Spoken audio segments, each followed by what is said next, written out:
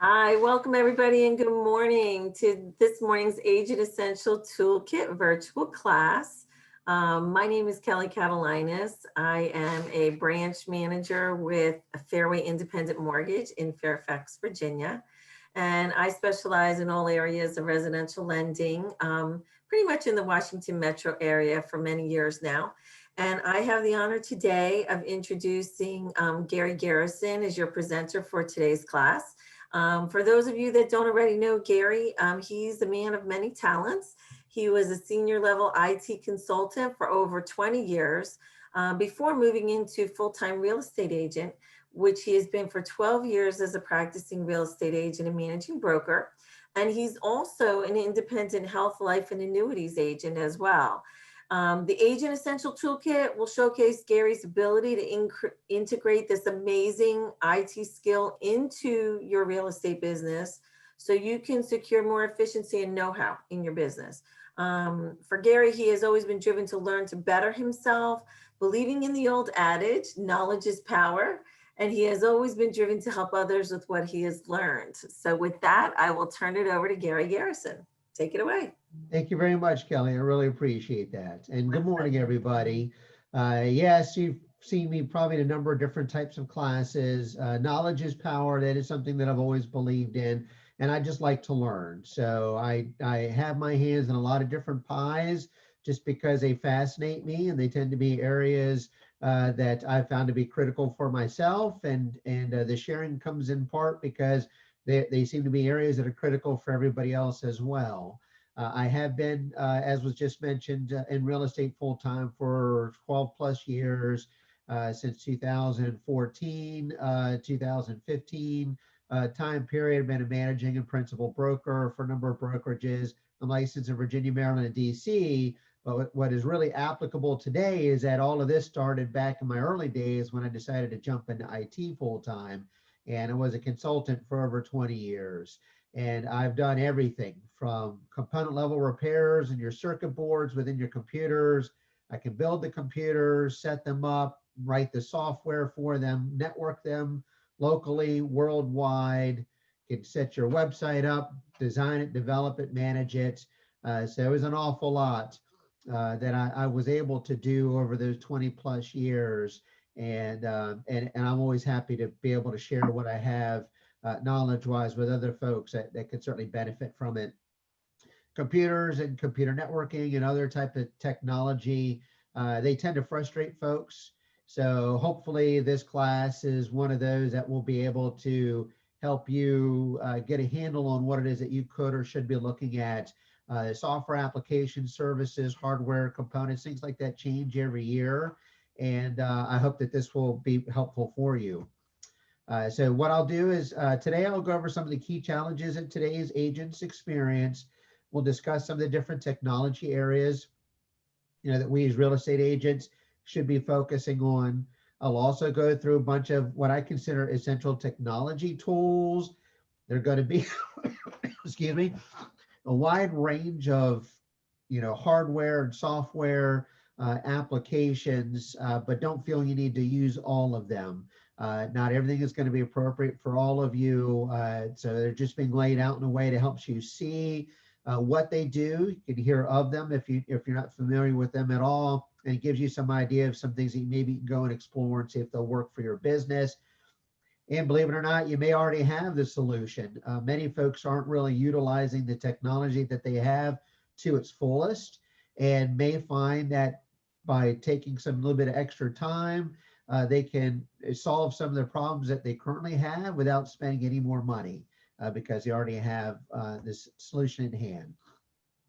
So as real estate agents, and a lot of this is going to not be a surprise for the experienced agents, but for the new agents, you are an independent business owner. As a real estate agent, you're an entrepreneur. So as that, you've got the full-fledged responsibility of a business owner. You need to be able to keep track of your contacts, keep track of your tasks, keep track of your income and expenses. You're responsible for marketing. You have responsibilities for storage and protection of your business-related documents. You need email support, drip mail capabilities, being able to capture potential leads And in our business, we've got transaction management responsibilities as well. So these are your critical functions for a real estate agent business in order to be able to properly function. Some of the key challenges that we experience as agents too include accessibility, mobility, security, and functionality. We aren't always sitting at our desk. We're not, whether it's at home or in the office, especially with COVID, most of us are at home. So it's not always sitting at your desk. We tend to be out with our clients more often than not. So you need to be able to have access to it on your mobile phone, your tablets, your laptops, your desktops. And so that becomes a real challenge for us and important component to what we're looking for, the different systems that help solve these problems. Security is key. A lot of folks tend to overlook security because it's not really part of their background. But unfortunately, security is an area that can not only hurt you personally, but can also hurt you professionally and your clients as well. And then functionality just speaks to the capabilities that each of the either hardware or software systems provide you. The more function, perhaps the better it is. Just keep in mind that not every system or not every function in every system will be something that will benefit you. So when you're balancing costs with a service or a system that you're looking to purchase, that's one of the things that you want to look at, is whether or not there's a lot of fluff or features in there that just won't apply to you. So some of the technology areas that impact us are our devices, computer, which is our desktop or laptop. We have a tablet, our printers, and our phones. Those are really the key components. And they break down into two areas: hardware, which would be the devices themselves, and some of the other extra components that can help make those devices work better.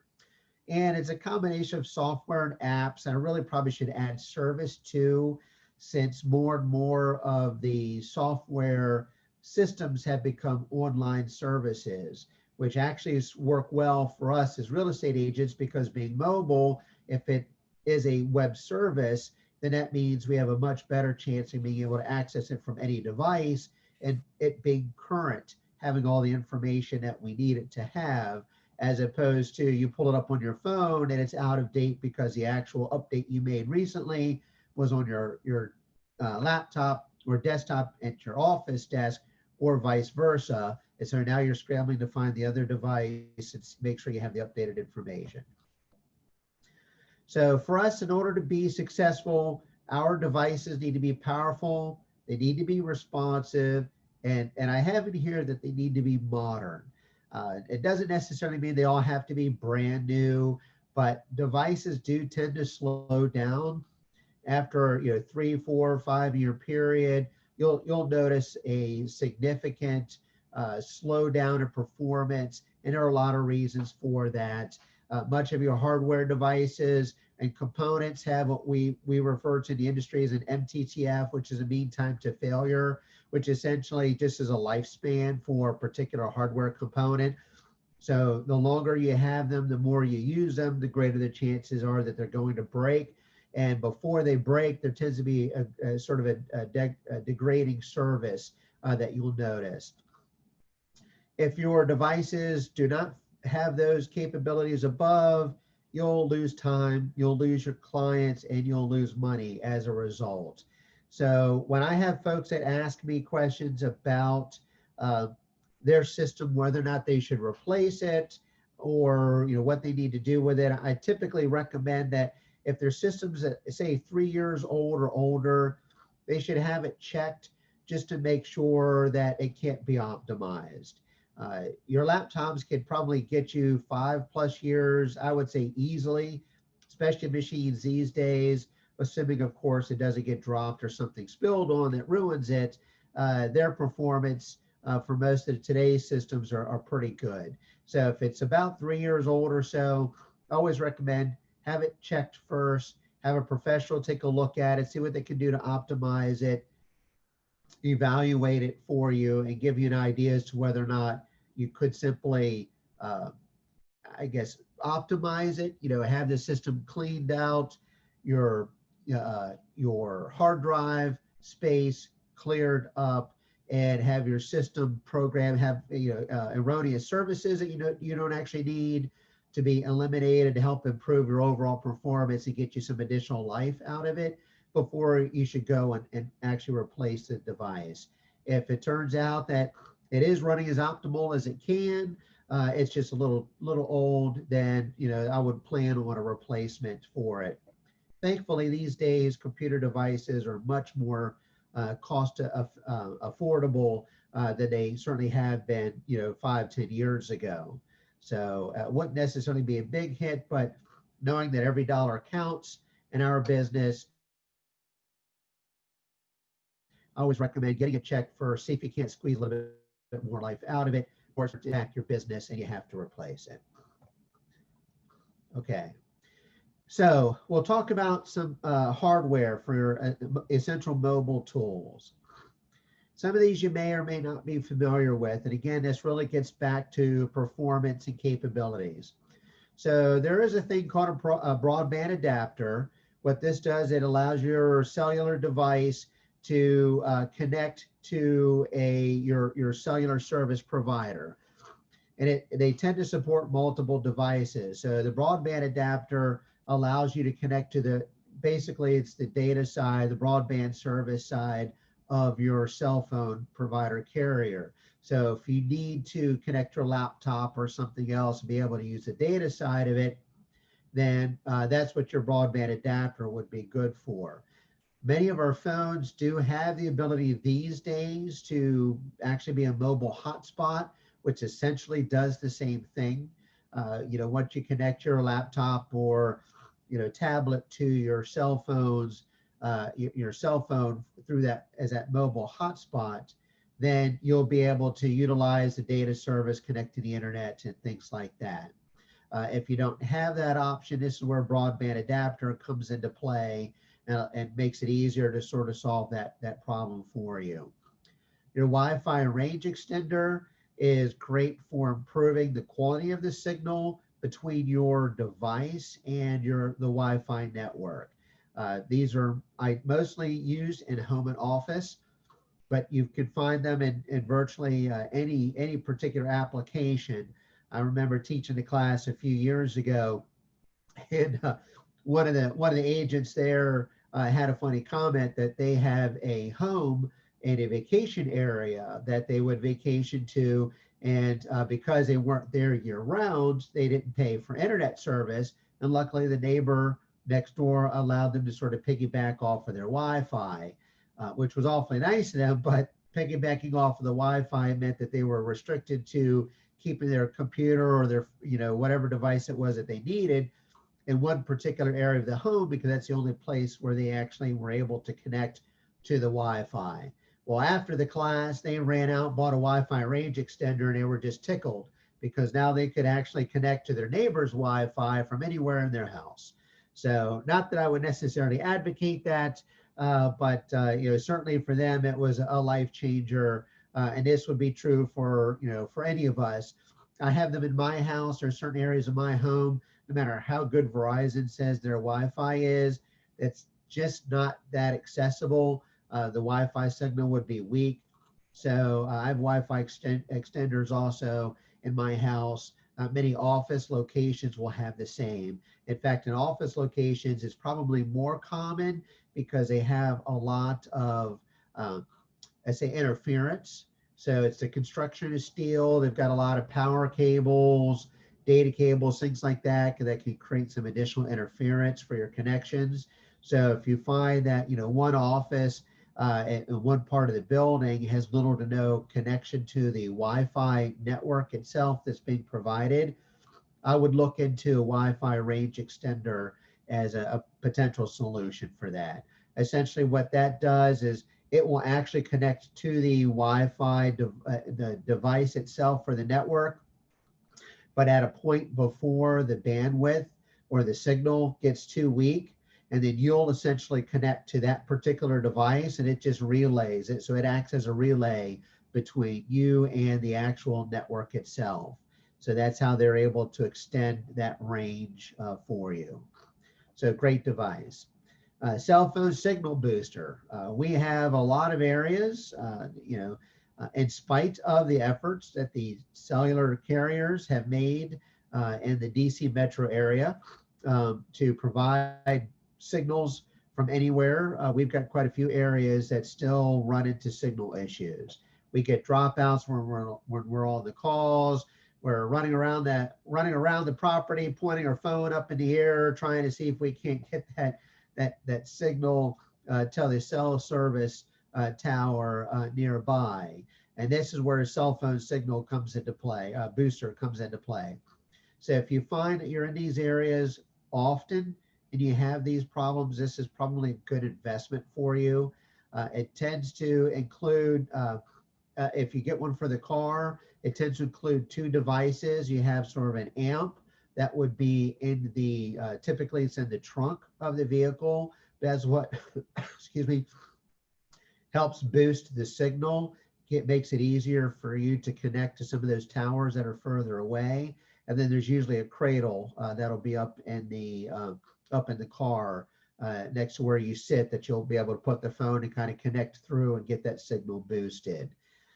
There are some other devices too that are out there that you can use to connect and boost your signals. Sometimes it's just a matter of attaching an extra or stronger antenna to your phone if your phone supports it. So it's a great device, again, if you find that you're in those areas.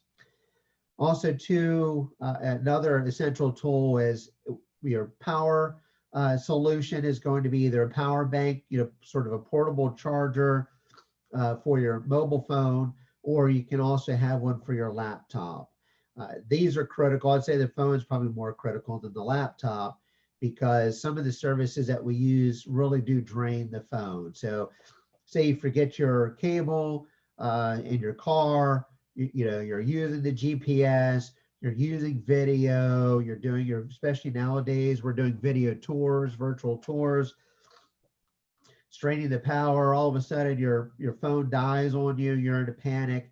If you have these portable charger power banks, they can actually recharge your phone quickly for you and get you back up and operational.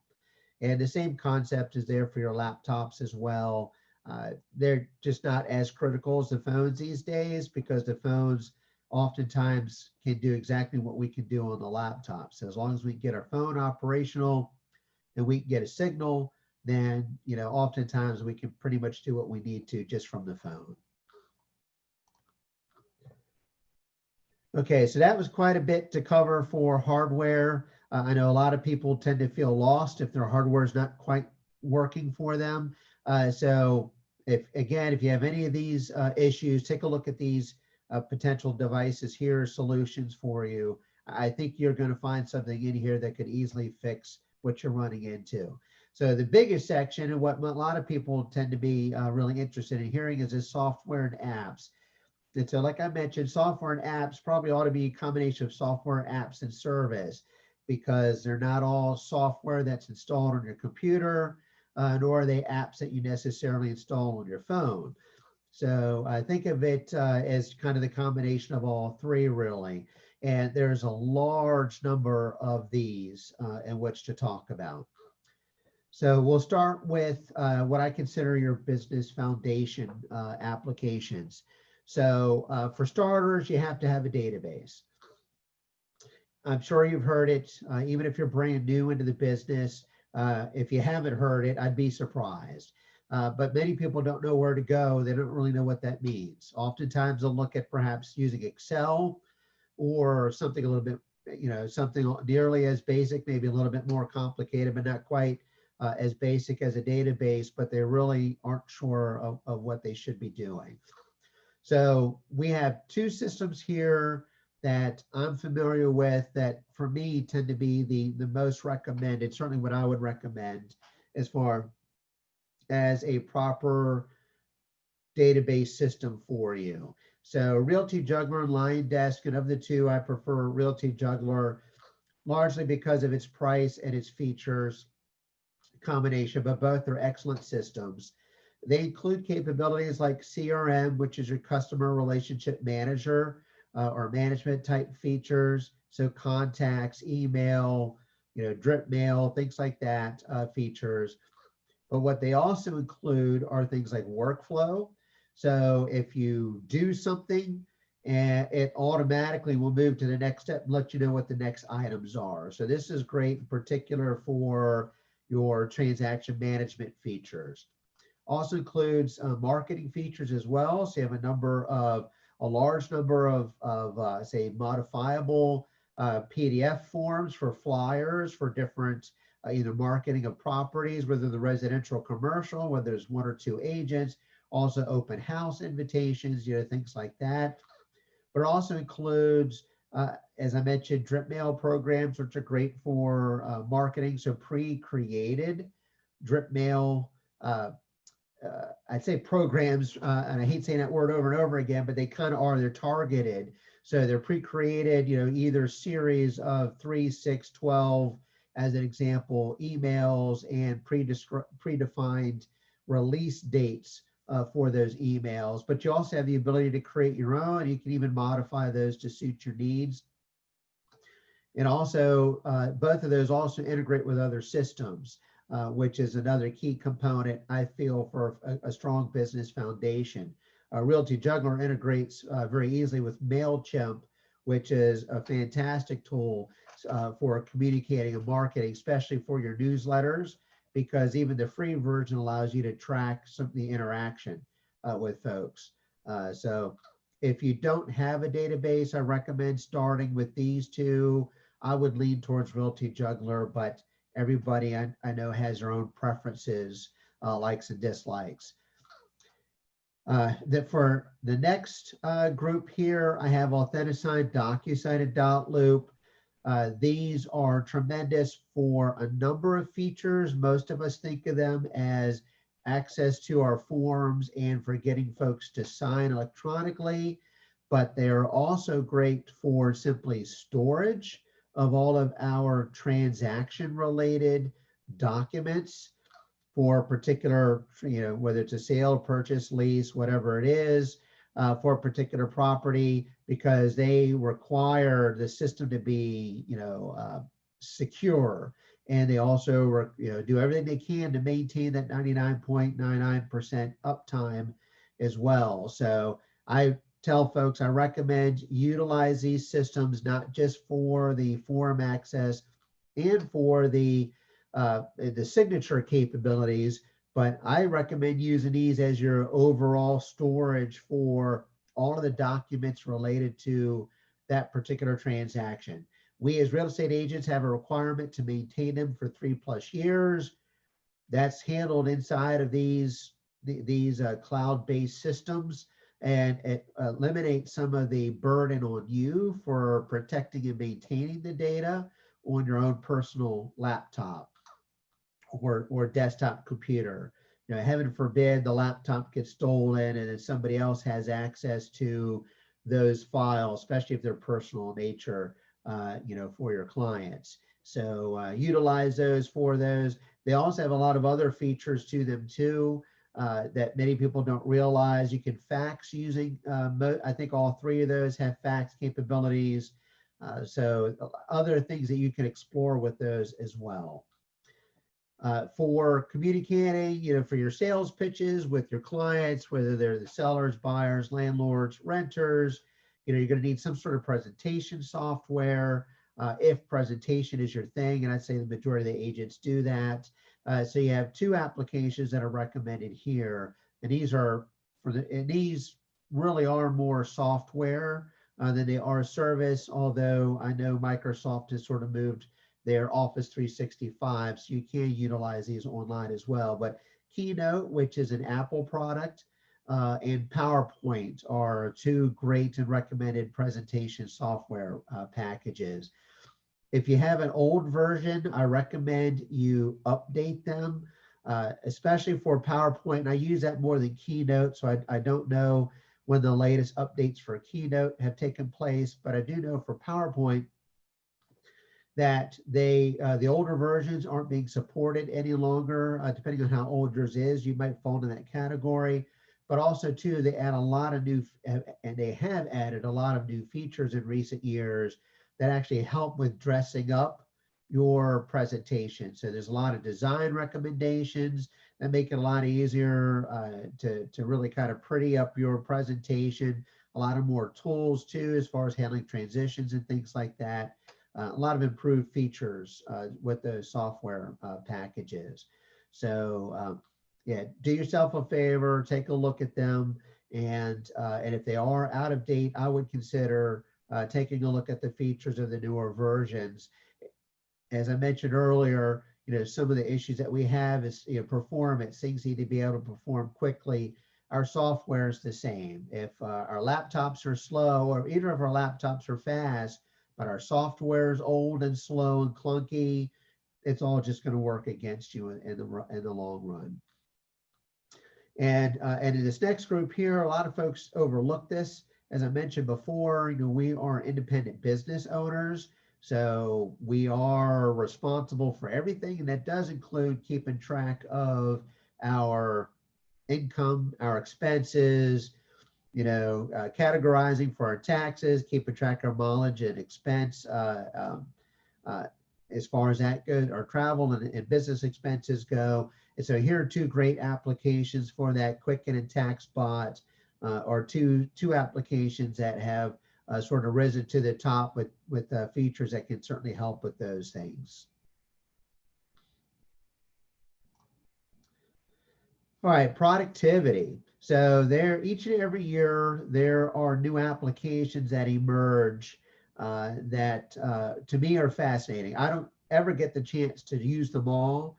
I don't know anybody that really does because it's constant. Every time you turn around, somebody else is coming out with a new application. So I like to, each and every year, just take a look at the different reports. There's many companies that like to review these and provide their opinions on the reviews. So I sort of once a year will go back and take a look and see what has emerged as sort of the front runners and new applications. And so these first few ones kind of hit that niche markets for those. So Rescue Time is an application that actually helps you manage and tracks your time. So if you're looking at trying to be more efficient, Rescue Time, the purpose behind Rescue Time is to actually help you with that. So it's sort of an automated time management, time tracking application, maybe help you figure out more easily where you're losing valuable time, and maybe help implement some changes that can help you be a little bit more efficient. Buffer, getting back to efficiency, is an application that helps with scheduling your articles, quotes, status updates, and images for any of your social media accounts. So rather than going in and each and every week, it's sometimes multiple times a week, signing into each and every service and handling the articles and quotes, whatever it is that you do each and every time. Buffer is a very nice tool for being able to sort of set those up in advance and schedule those for those releases for you. So maybe you can spend an afternoon or an evening at some point and line them all up for the next week, make that part of your regular schedule and then schedule it. And then lo and behold, they'll be released when you have them scheduled to do that.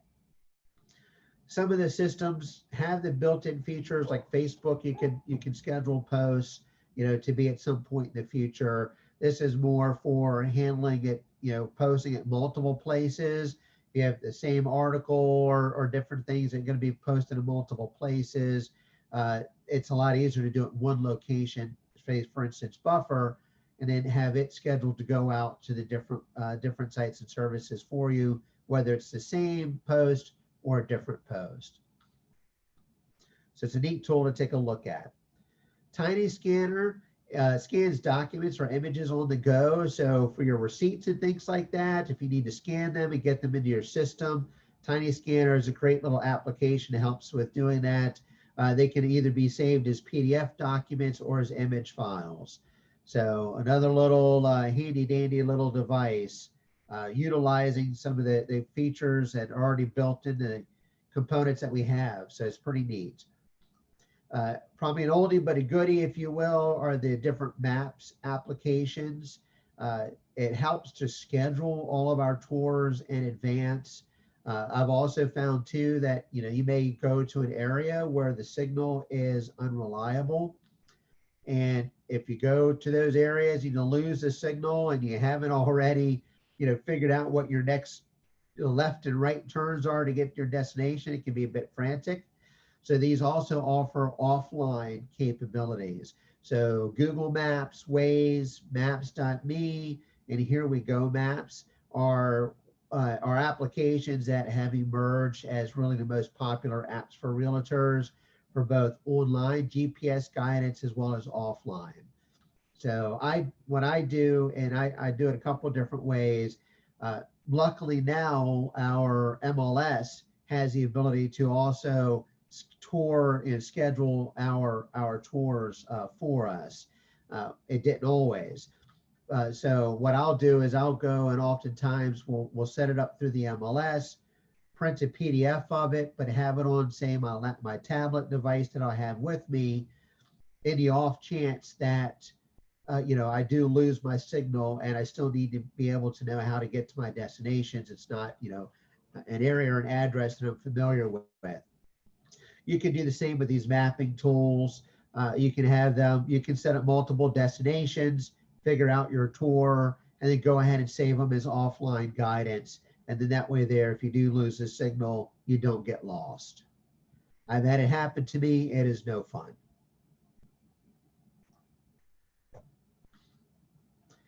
Evernote. So this application actually has been around for a number of years. I've used it for quite a few years myself. It's becoming more and more popular as folks start to realize the benefits from having this cloud-based system, which is also an application, that they can use as well.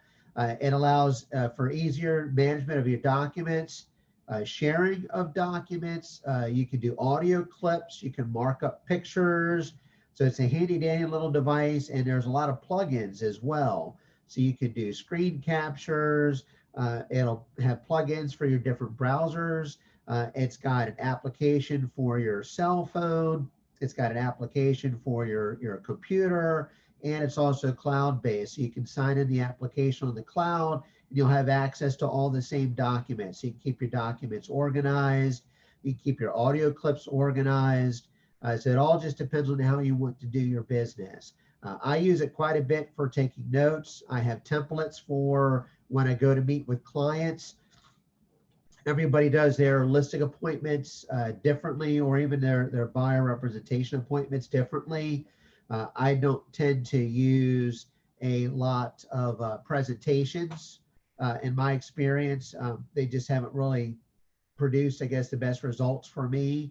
But having just those gentle reminders of what questions to ask, what information to gather. I'll use Evernote for having my templates that I'll just copy into the new folders before I go to the appointment. And then I'll just have my tablet with me and my Bluetooth keyboard, and I'm just filling in the information as I'm there. I've also used the app on my phone if I'm looking at a property and I've got clients with specific needs. In particular, I work with clients periodically that are a little older. They either require wheelchair access, or they have some issue with step height and depth.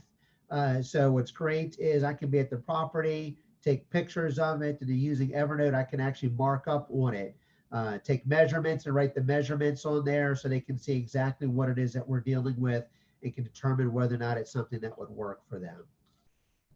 Also, you can record. So as you're going through a property with your clients, certainly get their permission first. You can always ask them, hey, do you mind if I record this while we walk through so I can take notes later? And you can actually record audio clips of your walkthrough with your client. So, you can easily capture their comments, remarks, things like that about a particular property that you could use to help improve the types of properties that you show for them in the future. So there's a lot of great built-in features there. Let's see here. I have a question. Have you used Trello? Would you recommend it? Actually, I have used Trello.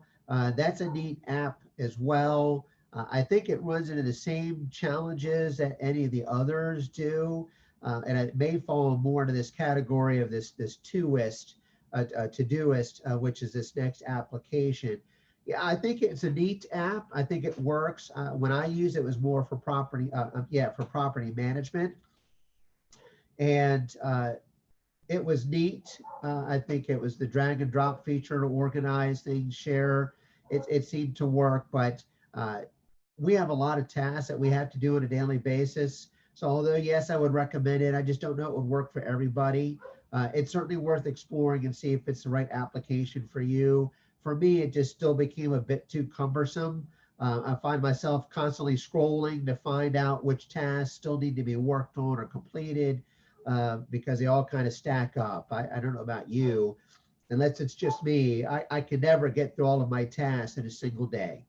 I wake up each and every morning with 20, 30 tasks that need to be completed that day, which is unrealistic to begin with. And I invariably get another 20 more before the end of the day is up. So keeping track of tasks is always going to be a challenge. And Trello is a pretty decent one. Its features, though, is certainly different than Evernote. It may be closer to this Todoist, which is a new application.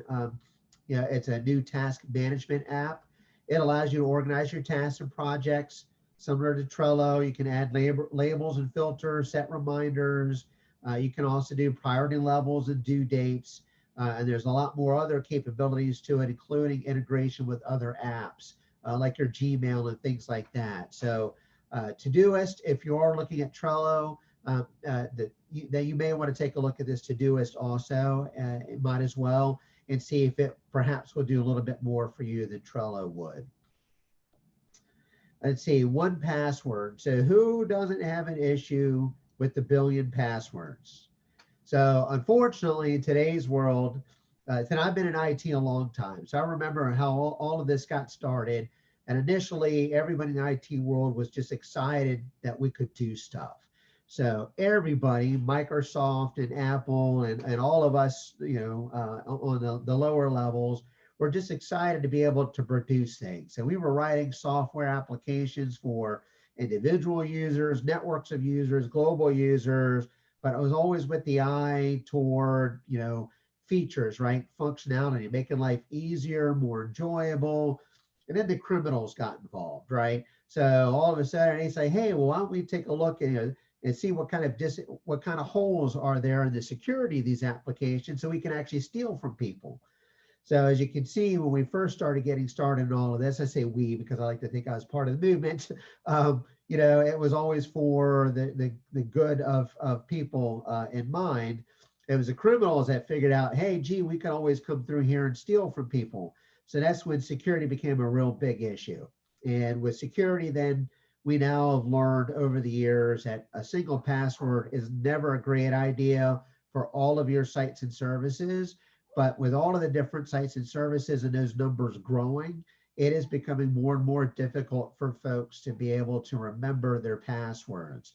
And there are a number of solutions out there that are similar to 1Password as far as they allow you to store your password securely. It just means you have to remember the password for that application in order to be able to pull up your passwords for whatever the site or service is that you're using. But they are a way to help keep those organized in some place written, because it gets more and more difficult to remember all the different services out there.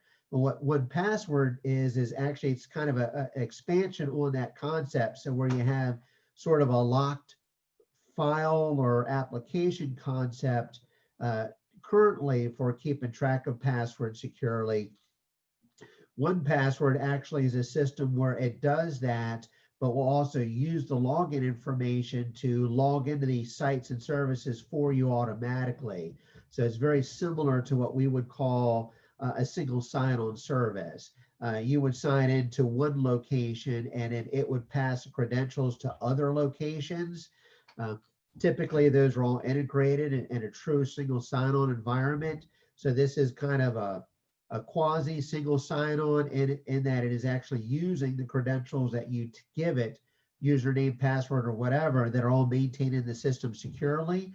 to log into those sites and services for you. And you only have to remember the one password to sign in. So it's a neat concept, and it's getting an awful lot of attention. It's certainly become, I'd say, an application worth looking at. It's going to continue to grow in popularity as a number of sites and services continue to grow for us as well. And then rescue time is automated management and time tracking. Oh, did I have this in here twice? This is what happens when you're doing this at 1 o'clock in the morning. Okay, so yes. So I guess rescue time, it was worthy noting more than once. So again, time management is always a challenge for us. And this looks to be a great app to help us get a handle on some of the things that are sucking the time out of our day and help us be a little bit more productive. All right, communication is always an issue. And thanks to COVID, we've had to explore some of these other options available. It used to be you could do Skype or FaceTime or WhatsApp. I think we're probably the more popular. Viber certainly jumped in there recently. I'd say probably last year or so. Viber jumped in there, but being an old IT guy myself, I would use these for my long distance clients. So if they're out of state, they can't make it to a viewing, I would use it as an opportunity to help them see the property without them actually being there. Well, who knew 2020 would happen?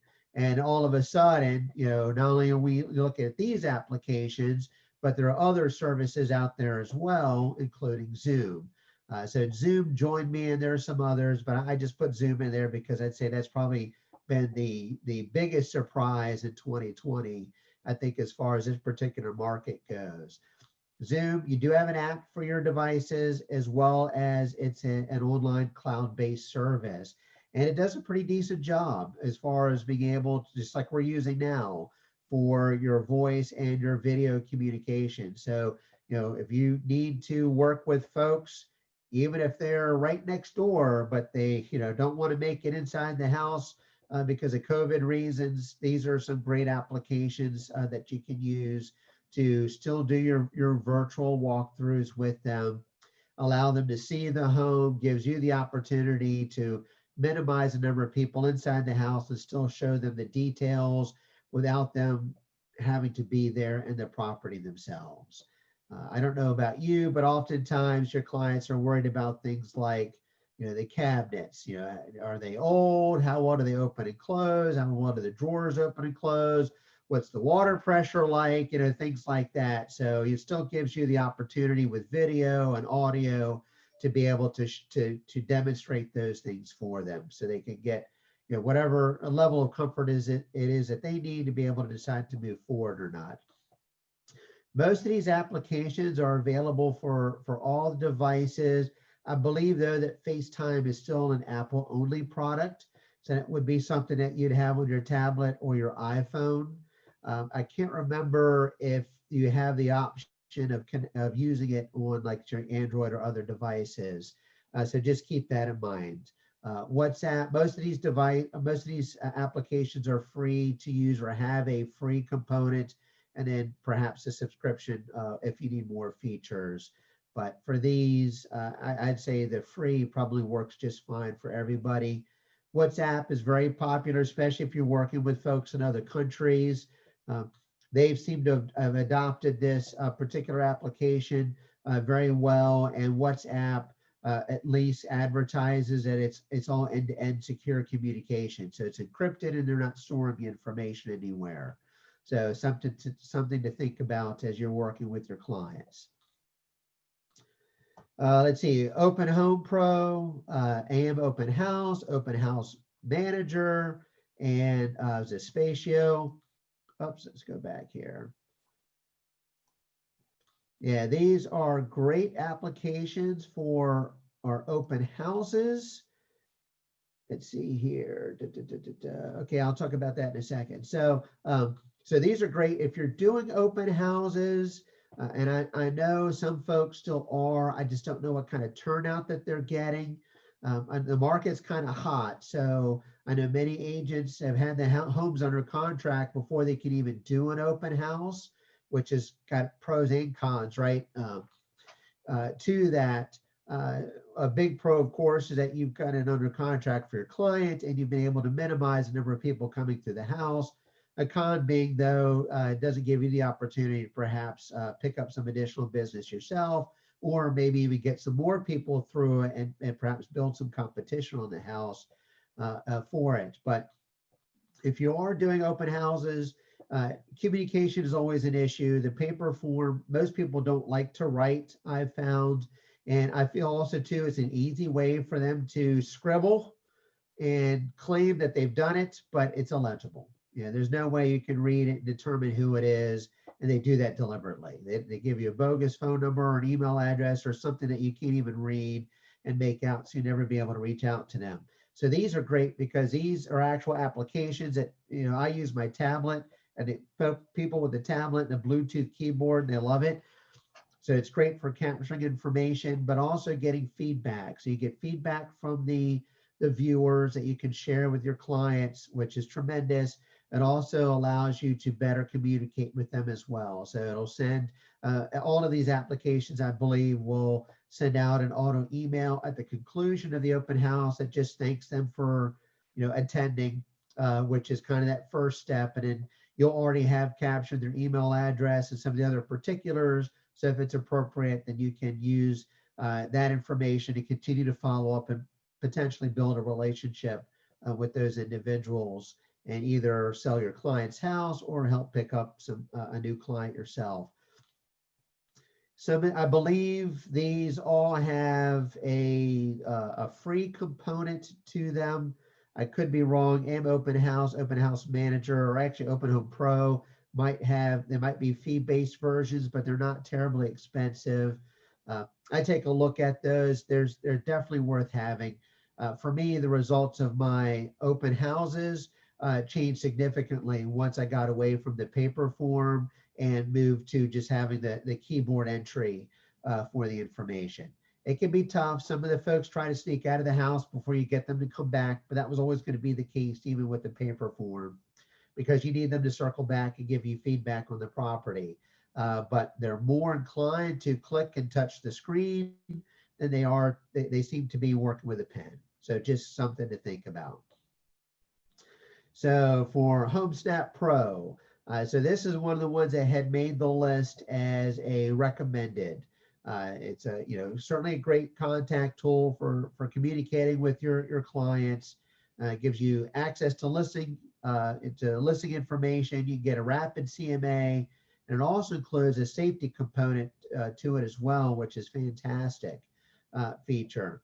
It's up to you whether or not you want to upgrade. I believe supposedly we have the HomeSnap Pro membership as part of our MLS membership, but I do keep getting ads. So there's seems to be a whole nother level that you could subscribe to.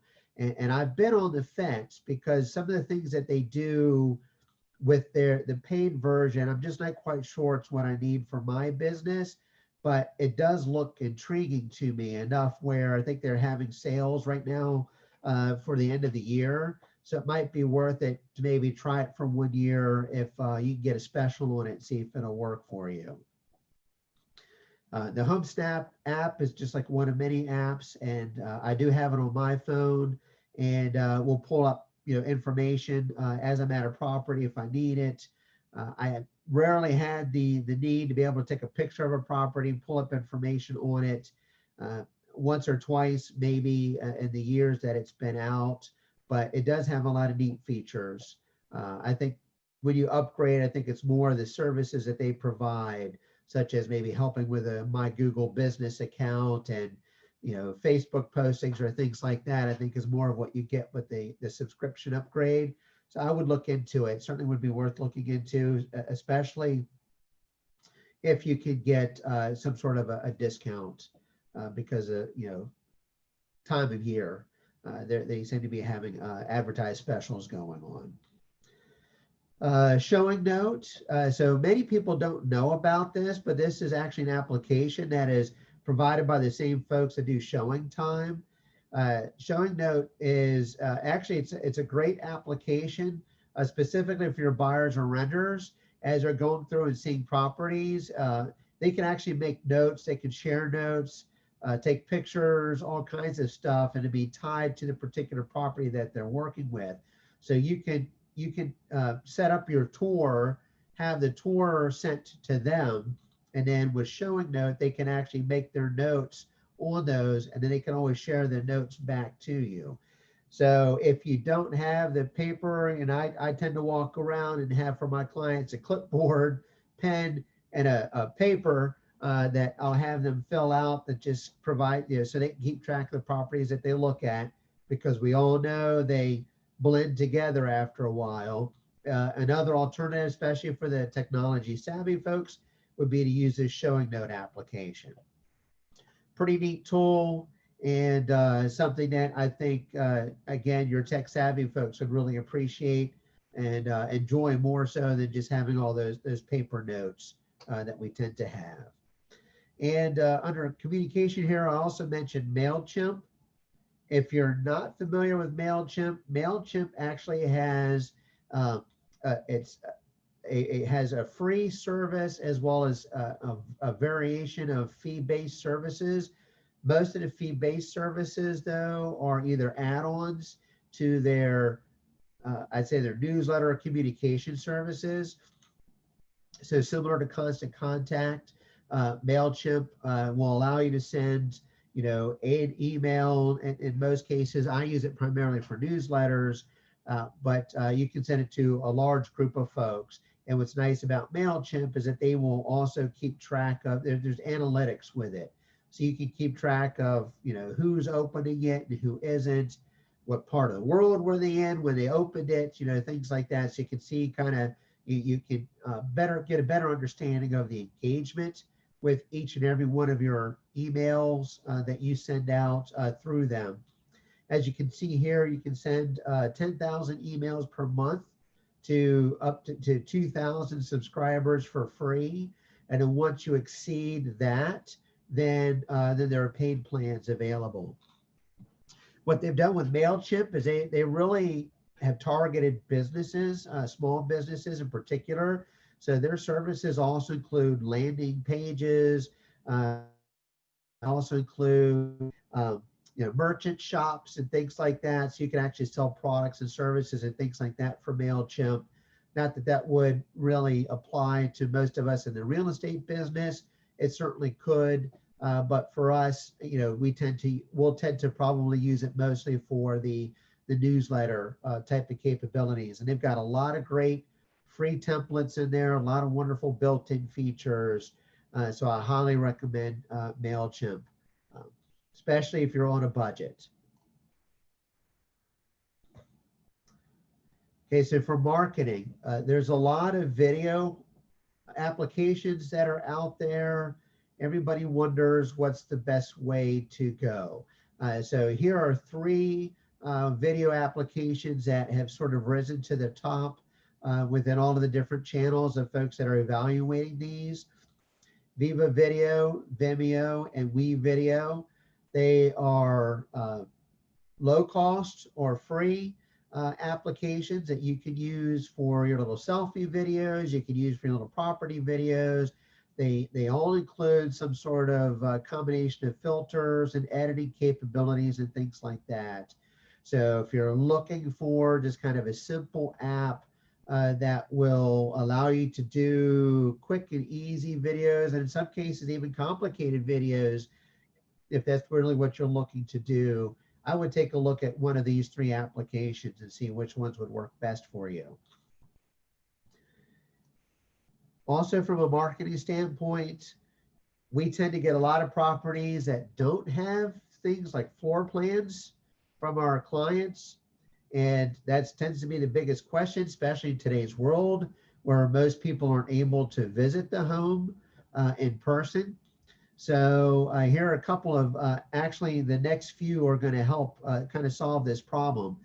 Stanley has a floor plan application, which is actually pretty cool. It's you get like one room free. Outside of that, it's a subscription tool, but it's fantastic. I've used it for a number of years, and it's great if you need to manually create floor plans.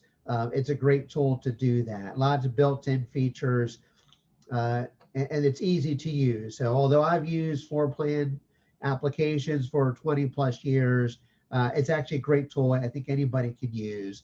What's nice that Stanley also has done is they've added the Smart Measure Pro, which is actually a combination of hardware and app.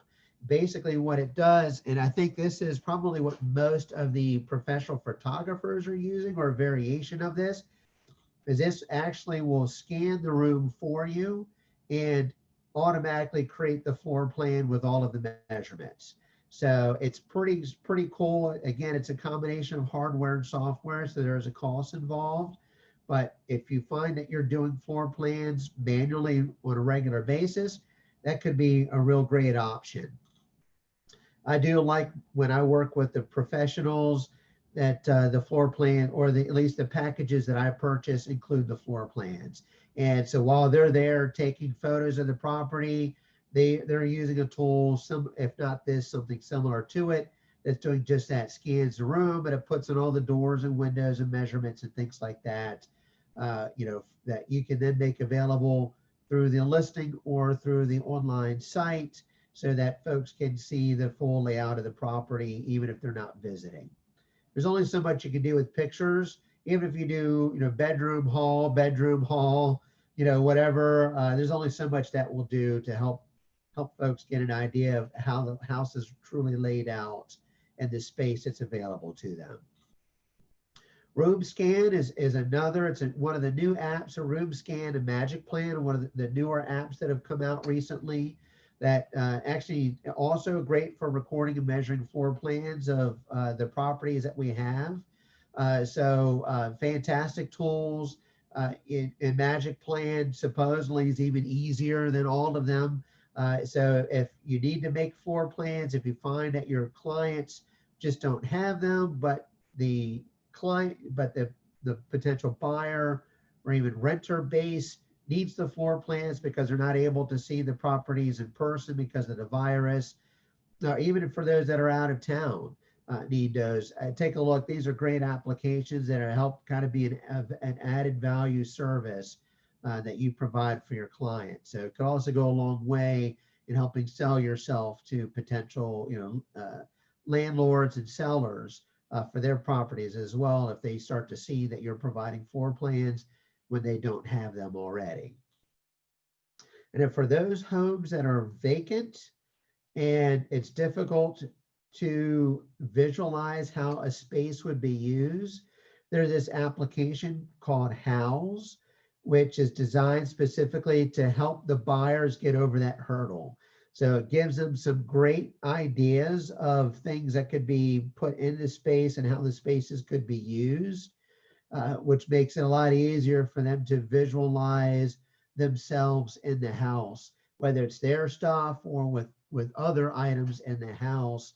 It makes it easier for them to visualize an empty space and be able to get past that hurdle of, hey, I don't know if this will work, I just can't quite see it, and then help them become, buyers for you. So House is one of the newer applications available that's really caught on, and it works out great for helping your buyers get over that hurdle.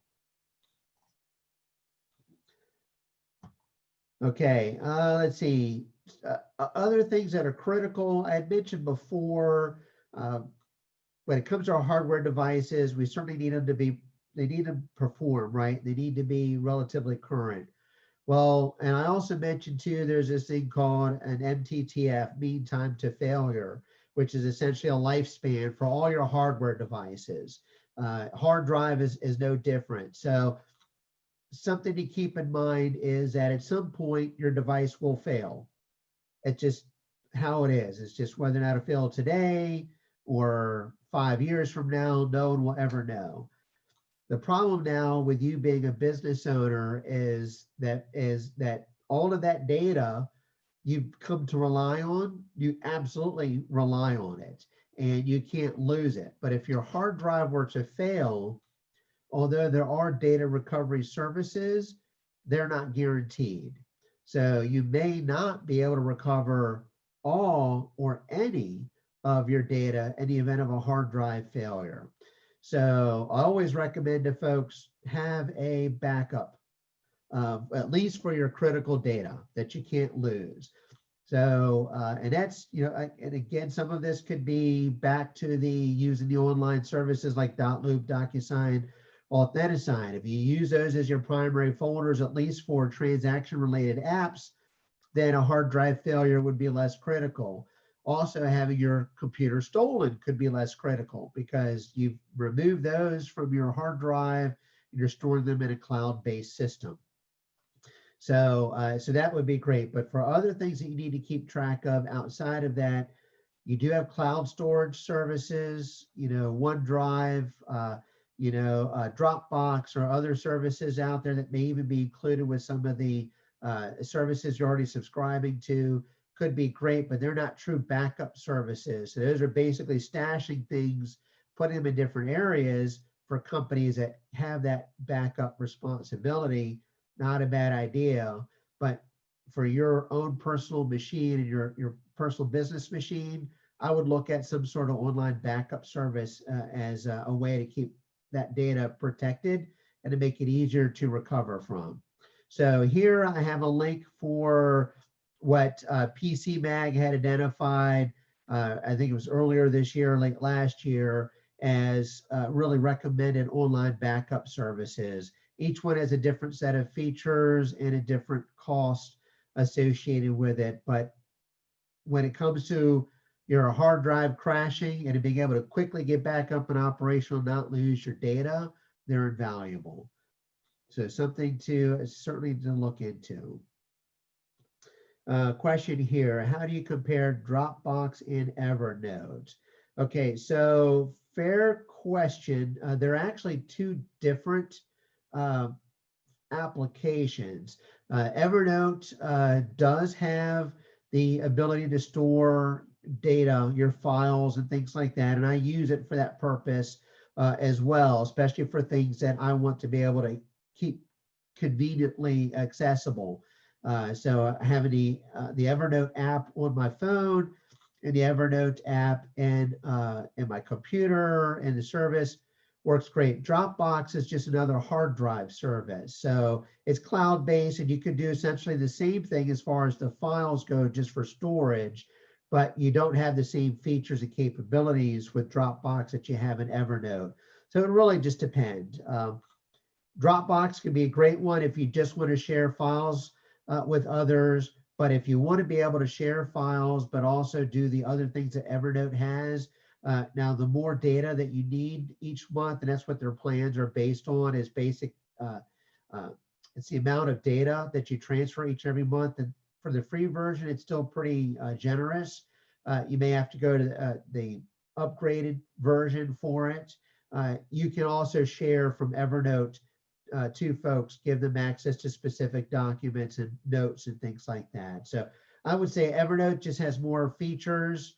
I would probably lean towards Evernote over Dropbox, but it depends on what you need. Dropbox may be another safe way if you're trying to segregate information and features.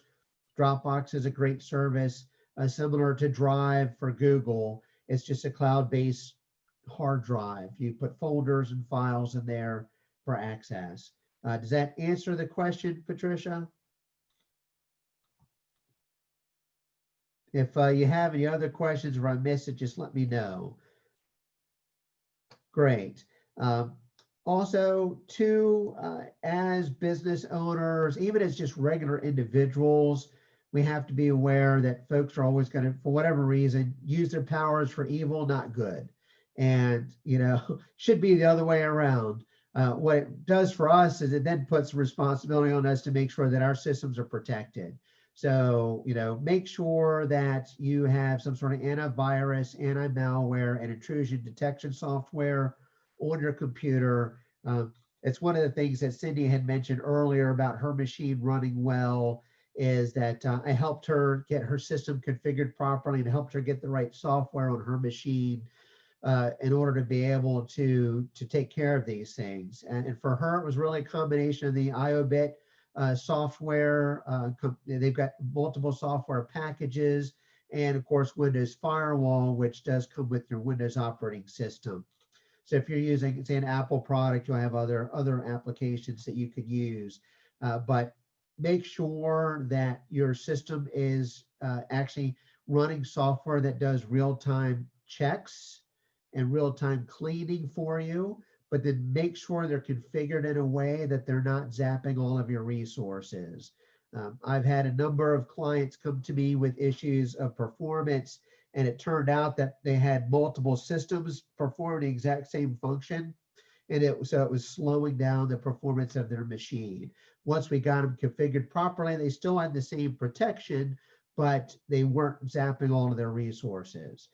So make sure you have them, and make sure you have them configured properly, I guess would be my advice. Let's see, and these two. So protect your client's data and files from unauthorized access using some sort of folder or file locking software. There are a number of different packages out there that can be used to perform this feature for you.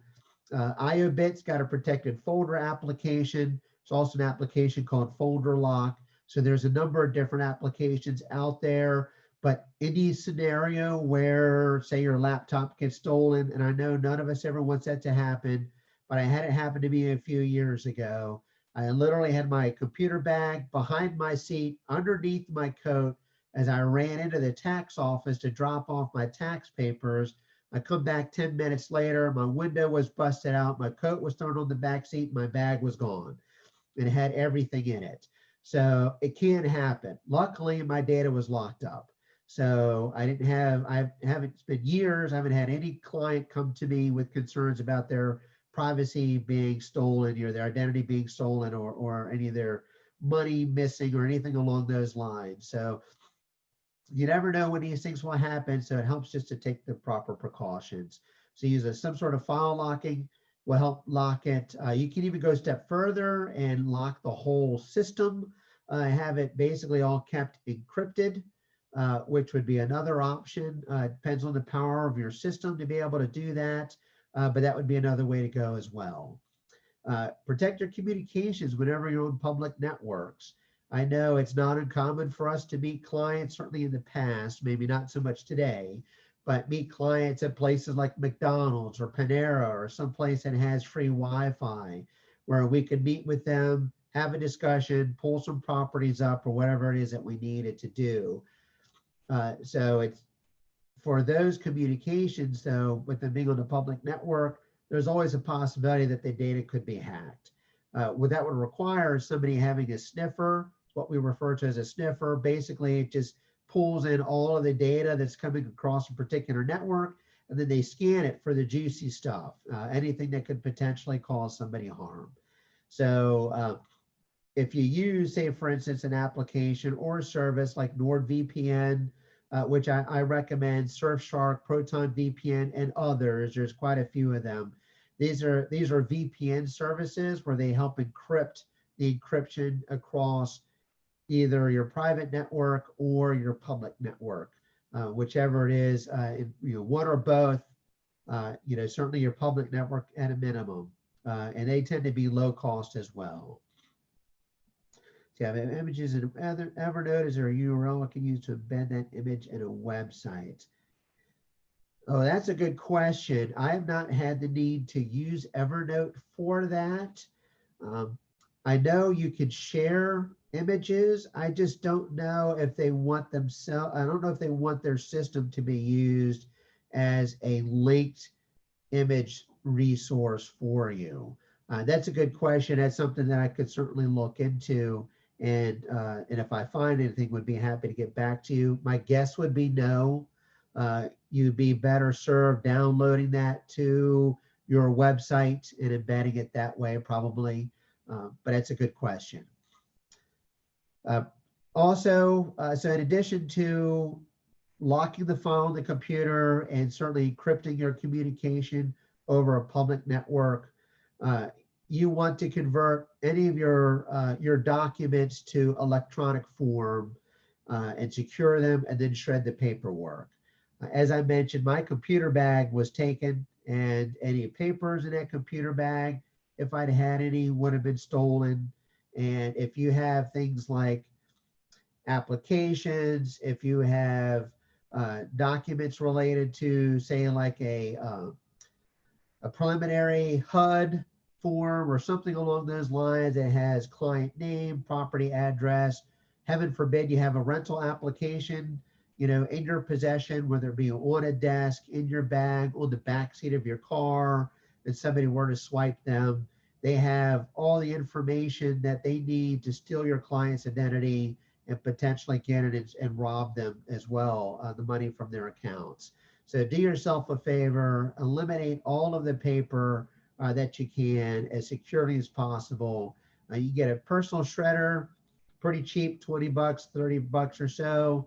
Have one at the house, shred the papers up, empty the bin. You can also take advantage of the shredding services that your broker may offer as well. Convert them to electronic form. I recommend using one of the loop DocuSign set services as your storage, primary storage for your transaction related documents. So you can get it off of your laptop or your desktop computer, again, to provide further protection for your client as well as yourself. But certainly convert them to electronic, secure them for the long haul, and then get rid of the paper documents. And these are things that some folks just forget about. And unfortunately, it can be devastating. Require URL, not upload. Where can I store these images? Okay, so that's a fair question. I would say you would probably be looking at either the Google service, Drive service, I believe allows linking, and possibly Dropbox too. I think they will allow that. You would need some sort of online location. You could potentially do that from your own desktop or server if you had one. If would be an option as well, but that's a little bit more sophisticated and potentially a little bit more risky if you unless you're set up to do that properly. So I would take a look at maybe the Google Drive or Dropbox. I don't use a service that requires me to link to it. I make sure I use a service that has me that allows me to upload the file and store it on their machine locally. I think it's more secure that way, but I recognize not every provider does it the same way. Hopefully that helps answer your question. All right, so I get this question an awful lot. I want to be mobile, but is that enough? And unfortunately, no, your business also needs to be integrated. So you can have a bunch of apps on your phone that could work out great, or even on your tablet that can work out great for you. But chances are you're going to need that information accessible from your laptop or your computer or vice versa, your desktop computer or vice versa. So for me, it's important to one, make sure that the information is accessible, but two, it's also important because you're using multiple applications or services to make sure that they integrate, that they're able to share. So not only can you view and access the information from multiple locations, but that you're not being required or forced to re-enter or input that information multiple times, because you now have applications or systems that will actually integrate and share the information together. So you have to ask yourself, for your leads, are they automatically captured into your prospects database? And of course, your prospects would be different than, say, your contacts database. Contacts are typically your clients. So there's somebody that has a representation or listening agreement with you if they're current, or past clients that you've done business with. It could also be friends, family, business associates, contractors, lenders. Make sure Kelly's information's in there. So all kinds of stuff could be your contacts. So when you're getting leads, you want to keep them separate or organized separately. So are they being captured automatically into your database, or do you have to manually transfer the information in there yourself serious pain in the butt, they slip through the cracks. Is there an autoresponder set up so that you're not being forced to send out that initial message each and every time you get a lead that comes in? Are they automatically added to a drip mail campaign? So take a look at your lead generation and your lead capturing capabilities and what you can do to make the whole process a little bit more efficient and productive for you. Something that minimizes your extra involvement. You don't have to re-input or copy and paste information in before some sort of action is taken on it. So take a look at those things. For tasks, do you have predefined workflows? We have an awful lot of tasks or say processes that we do over and over and over again. Well, we shouldn't have to re-enter them each and every time we pick up a new client. So this is where, say, a system like Realty Juggler I mentioned before has predefined workflows. So if you do, say, a listing, there are certain steps that you want to take, you need to have in place, right? Such as, the agreements need to be signed. You need to get a lockbox on the door, keys from the owner, sign in the yard. So these are all things that you do each and every time you do this particular process. If you have the system set up with those predefined tasks, you're not manually re-entering those or even forgetting to do some of those. Is it integrated with mail? Is it integrated with calendar? Is it integrated with map? So, check and make sure that, your systems are as integrated as possible, especially with a lot of those features and functions that you do on a regular basis. Again, you want to be as efficient as possible in order to really be successful and allow you to be able to take on more and more business. And for documents, do you have the ability to view the documents on multiple devices? Can it store and share documents? Make sure, again, all of your features are, and all of your systems are set up in a way that really works best for you. So as I mentioned, Realty Juggler, just a quick snapshot of their screen for Realty Juggler. This just gives you an idea of what a robust database system could do for you. They have the ability to track prospects, schedule follow-up calls. They can even do a daily call list for you. Feed leads, they have an automatic system where they generate email addresses for you that can be used to capture different types of things from your website. It could be an inquiry for a particular property. It could be a request to schedule an appointment to view a property. So each of those things are unique to each and every individual, and it can automatically be captured in the system and have some sort of action taken on them. You can also work with partners or teammates. So you can have multiple folks working on the same database.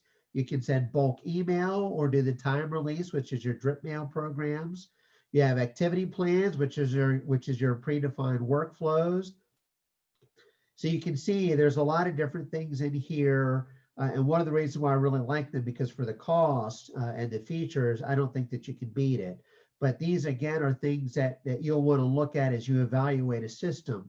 What features does it have? And, oh, yes, by the way, I do have some integration capabilities with other things. So my calendar, I can set my calendar in Realty Juggler and have it automatically update my calendar in Gmail so that my calendar on my phone then is always up to date. So I don't miss my appointments.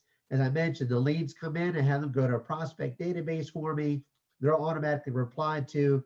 I receive a notification and they're set up on a drip mail program for prospects. So lots of different things that you can do, lots of different reminders that will help you, both build, manage, and grow your business. MailChimp is also integrated with Realty Juggler. So I really hyped up MailChimp a little earlier. It's great. So as I mentioned, one of the things you don't want to have to do is re-enter or re-input information. So as you, survive and grow and thrive in the real estate industry, that database grows and grows and grows, you're going to have an awful lot of contacts and even prospects that you'll want to engage with on a regular basis. So to save the hassle of going back and forth between the systems to make sure everybody's entered into both systems and nobody's being missed, Realty Juggler and MailChimp have a nice integration set up where you can actually send over specific folks to MailChimp automatically or manually. You can just say send over the list. MailChimp will double check, and if they're not in there already, we'll add them. And so it saves you from having to re-enter.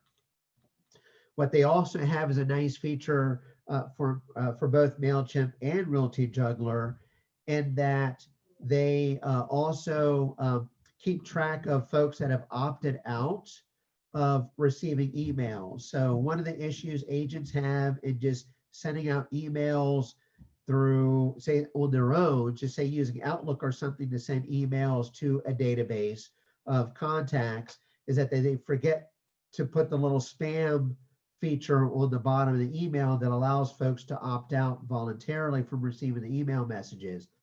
If they don't, they're actually violating the Can Spam Act, and it's punishable.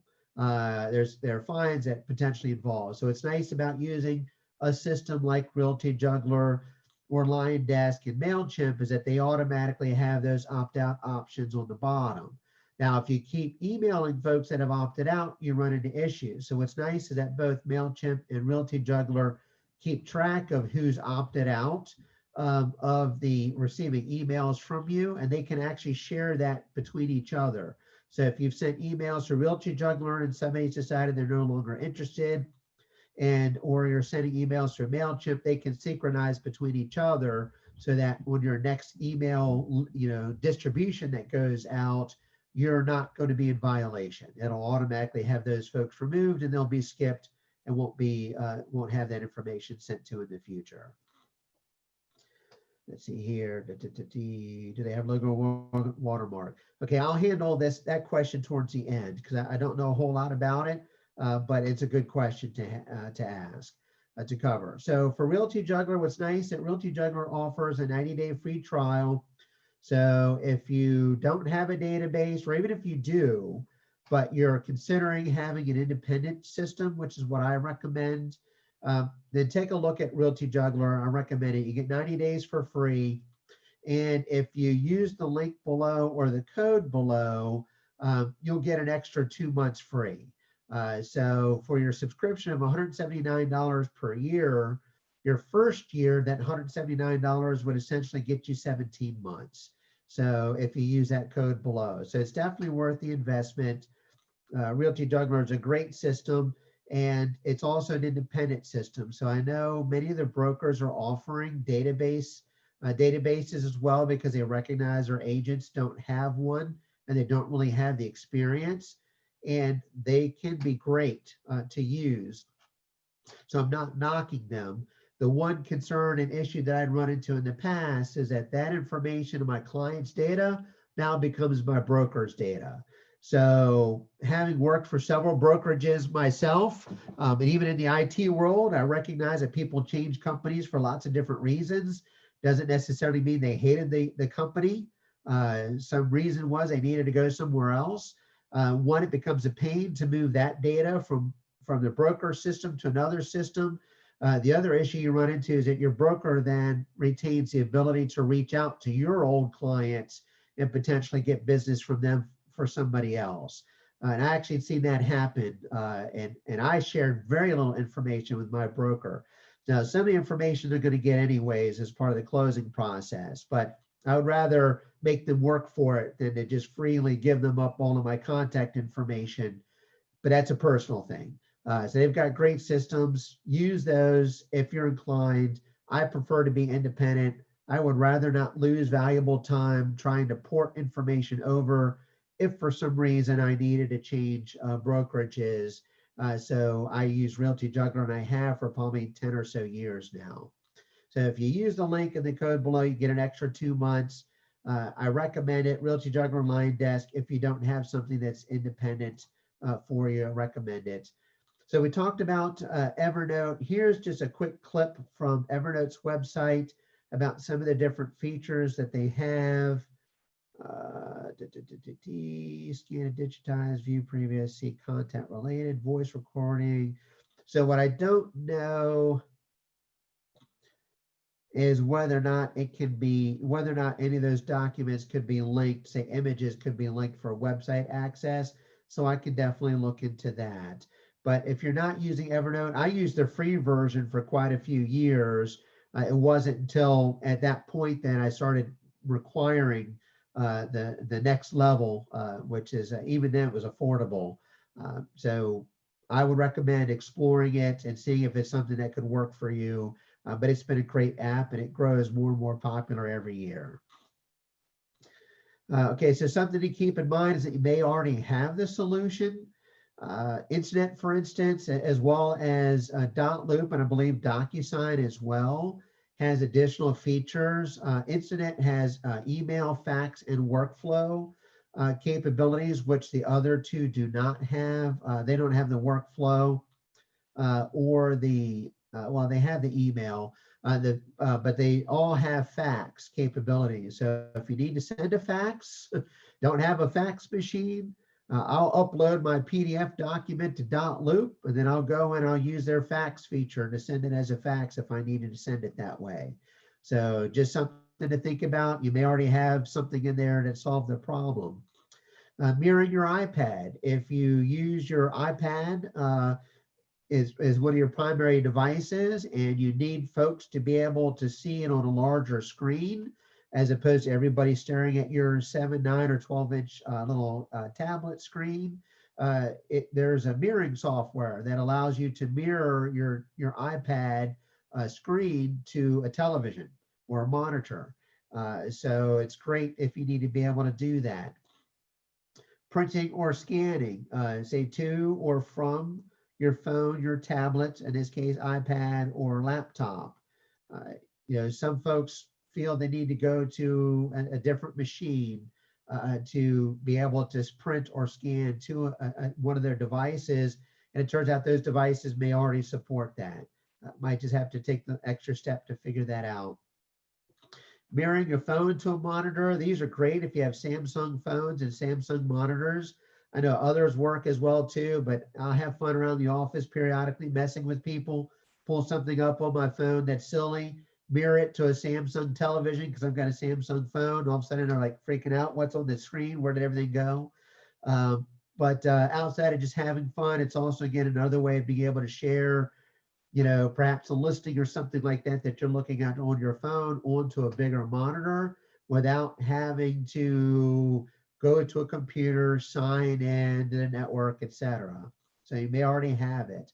And then voice commands. There are a number of hands-free applications and features that are available on our phones and oftentimes our systems. So our laptops actually have hands-free software, voice command software that you can implement that can actually help with dictation, help execute commands and other things that may be beneficial and help you be a little bit more efficient.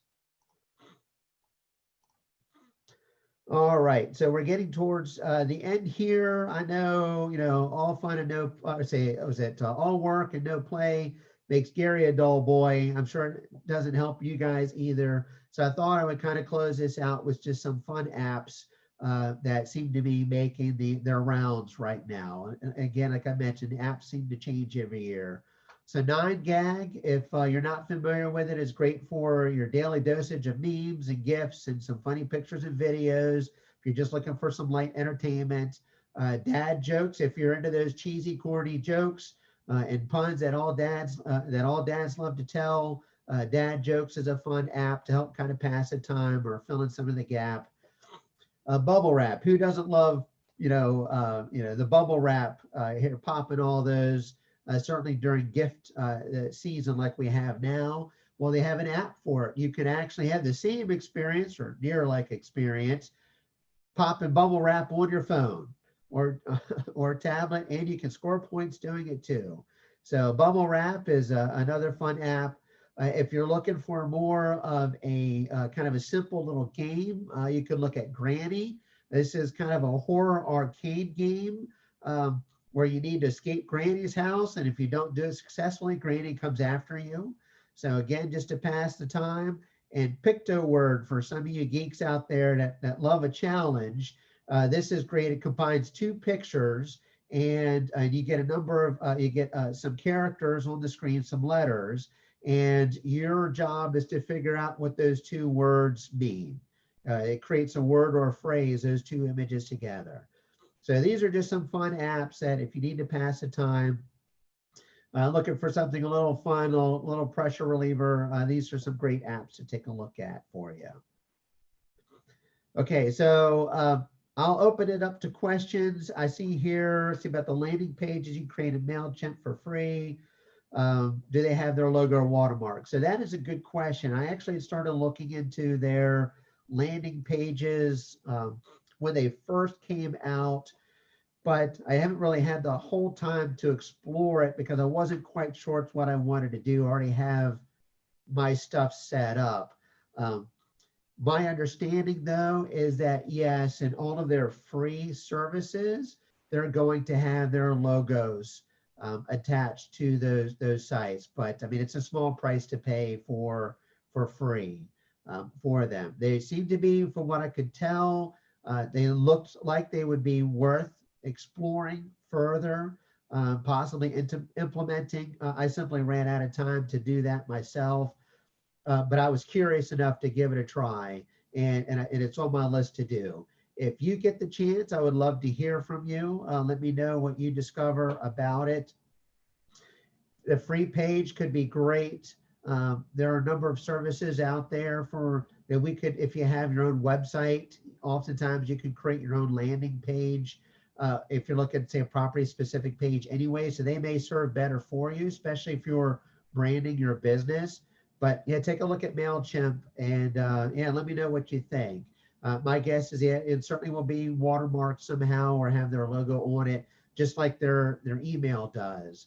But it's a great service, great set of services that they offer, including like surveys and things like that. So MailChimp does a lot more than just the newsletters. The newsletters is what I primarily use them for. But as I mentioned earlier, we're not always using the services and applications to their fullest extent. And you know, MailChimp may just be one of those perfect examples where one or two more of the other services that they offer could be a great fit for what you're doing. Mm-hmm. Let's see, we have any other questions so far I covered, and I'm happy to answer. We covered hardware solutions. We covered some software solutions, both applications as well as on-site or cloud-based services. You know, I tried to make sure, you know, folks had information on what they should be looking for as far as performance goes, things to keep in mind with regards to security, long-term storage requirements, as well as your ability to be able to recover from a catastrophe like a hard drive failure, and certainly to protect yourself from any type of criminal activity intrusion, or say, for instance, your system was stolen. So I know I covered a lot, and I know you guys have access to the training video through the portal, and I believe Cindy even shared the presentation with you. But if you have any other questions at all, you please don't hesitate to ask. So, can you help us regarding set up our own real estate websites? So I can help to an extent. I'll be happy to help you figure out what could work best for you. I'm not doing coding. That takes a lot more time and would require a lot more money to get that done. But I'd be happy to sit and talk with you, get an idea, maybe help you figure out what would be the right type of site for you and what might be the best types of services that would work for you as well. And it'd be happy to get you started down the right path if that is something that would work for you. There are lots of different options out there. I use Website Box, which is a flat fee and allows me to do a number of different things, including choosing different themes, if you will, or layouts for the website. The one thing though that a lot of the third-party sites are doing is including or incorporating IDX into the websites, and I'm not a fan of IDX integrated websites. It's been a number of years of experimentation on my part that has led me to believe that IDX websites for an agent is just throwing money away. It's a waste of money. You're paying for the service for the website provider, and then you're paying Bright MLS monthly for the IDX capability as well. And you're just not going to be able to compete with Realtor, Zillow, Trulia, and any of those other, professional services that are out there. So those are just my thoughts. But yes, if you have any questions about how to get started, what to look at, type of website to use, yeah, please feel free to reach out. I'll be happy to help. Anybody else? Gary, I think this was great. I had no idea, even on my end of the spectrum, of everything that's involved. And I think walking through the hardware piece, which I think scares a lot of people, do I have the right hardware to start with, and then moving over to the contact management and the tools necessary to stay in front of people. I love the conversation surrounding the autoresponder in terms of efficiency, because just like in your business and our business, if you're not following up promptly, you could be driving and working with a client, and you don't want to interrupt that good time that you have with that client. And in the middle of that, a lead comes in, and if you're not quick enough on the respond, you're going to lose it. So to me, that was really very powerful, I think, in terms of focusing in on the time management, setting up the right tools so that you're set up and working behind you. I always tell my team, you can only work so many hours a week. You have to have the systems in place to be working when you're not working and to drive that to you. So I really appreciate how you laid that all out. I thought it was great. Well, thank you. Yeah, it's something that I've learned over the years, like you have, clearly. There's just so much to do, so little time to do Right. it. The number of hours in a day is not expanding. Right. So, and you're right. Oftentimes you hear when a lead comes in, if you're not responding within 5 minutes, you'll lose the lead. Well, I got news for you. You don't even get 5 minutes these days. Right. So those autoresponders are a great way of getting an instantaneous response back to a potential lead, to a lead, a Mm-hmm. potential client, and help at least keep your foot in the door before they go somewhere else. Correct. We live in a world of instant gratification, right? Right. So if they don't get it, they've moved on to somebody else, and there's always somebody else out there looking for them anyways. Right. So yeah, absolutely. Autoresponders are fantastic. Having those systems in place are great. For marketing, it's really important to stay somehow connected with them without necessarily being in their face all the time. Right.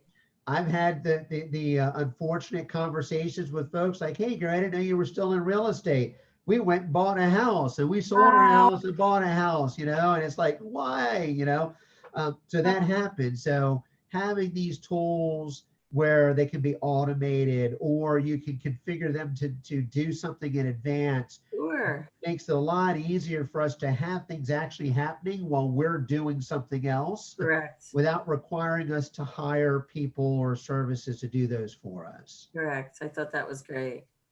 Yeah, thank you. Yeah, it's amazing all the different things that we find out once we get that real estate license Yeah. that we're absolutely responsible for. I mean, even our brokers, if they're most of them aren't, they're not responsible for bringing in our own business, but you Right. don't know that until you get your license, and then you affiliate with a broker, and it's like, great, go get them. It's like, what Right. do you mean go get them? Right. Aren't you supposed to bring me business? Nope. And if I do, I want half of it. Right. So yeah, it's a lot to take on, and yeah, thank you. I hope the information is helpful for folks. If they have any questions, I'd certainly be happy to help any way that I can. I know how important this is, and I know how, and I'm certainly grateful for having the time, the experience, being able to work with these things and be able to help share it with others. All right, well, it looks like that is it. I want to thank everybody for attending the class, if you will, today's webinar. I hope it was helpful, and I hope you guys have great success. I hope you have a wonderful holiday season, closing out 2020 as best we can. And I certainly hope 2021 is going to prove to be a stronger year for everybody than 2020 has been. Yeah. Happy holidays, everybody. Thank you so much for attending today. Happy holidays, everybody.